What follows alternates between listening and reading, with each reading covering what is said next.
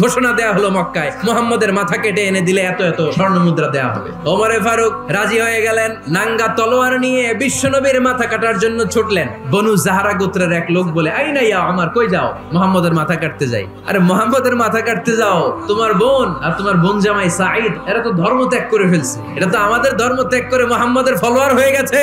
আগে ওমর ঘর সামলাও, পরে মুহাম্মদের মাথা কাটতে যেও। ওমরে ফারুক অবাক হয়ে গেলেন, তলোয়ার নিয়ে বিশ্বনবীর দিকে না যেয়ে নিজের বাড়ির দিকে চলে গেলেন।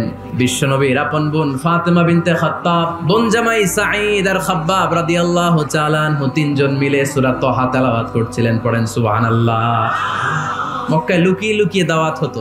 খাব্বাব রাদিয়াল্লাহু তাআলা আনহু একটা চামড়ার ফলকের মধ্যে সূরা তাহার কয়েকটা আয়াত এনে ওমরে ফারুকের বোন আর বোন জামাইকে শিক্ষা দিচ্ছে, ট্রেনিং দিচ্ছে লুকিয়ে লুকিয়ে। ওমরে ফারুক যখন ঘরে চলে আসলেন, এরা তটস্থ হয়ে গেল।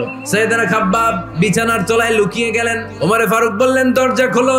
ফাতেমা বিনতে খাত্তাব দরজা খোলার পরে নির্মম ভাবে সাইয়েদনা ওমর রাদিয়াল্লাহু তাআলা আনহু বোনের গায়ে আঘাত শুরু করে দিল।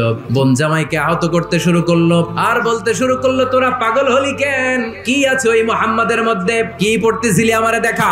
ফাতেমা বলে, ইন্নাকা রিজসুন লা ইয়ামাসসুহু ইল্লাল মুতাহহারুন। ও আমার ভাই ওমর, তুমি না পাক, পবিত্রতা অর্জন না করে এই কোরআন ধরা যায় না।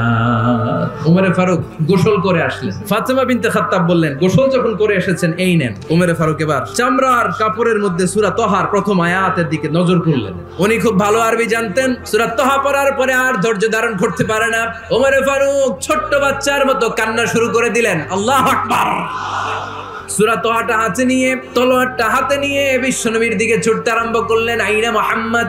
বিশ্বনবী তখন সাফা পাহাড়ের পাদদেশে দারুল আরকাম ইবনে আলকামের ঘরে লুকিয়ে লুকিয়ে কোরআনের দাওয়াত দিতেন। ওমরে ফারুককে পাগলের মতো ছুটে আসতে দেখে বিশ্বনবীর চাচা হামজা ইবনে আব্দুল মুত্তালিব বলল, নবী আপনি পালান। বিশ্বনবী বললেন, না আমি পালাবো না, বরং তোমরা সরে যাও। ওমর ইবনুল খাত্তাবকে আমার দরবার পর্যন্ত আসতে দাও। ওমরে ফারুক এসে বললেন, আশহাদু আল্লা ইলাহা ইল্লাল্লাহ ওয়া আশহাদু আন্না মুহাম্মাদান আবদুহু ওয়া রাসূলুহু। ওমরে ফারুক যখন কালিমা শাহাদা পড়ে মুসলমান হয়ে বিশ্বনবীর হাতে হাত রাখলেন, মুসলিম সাহাবীদের মধ্যে খুশি আর আনন্দের বন্যা বয়ে গেল।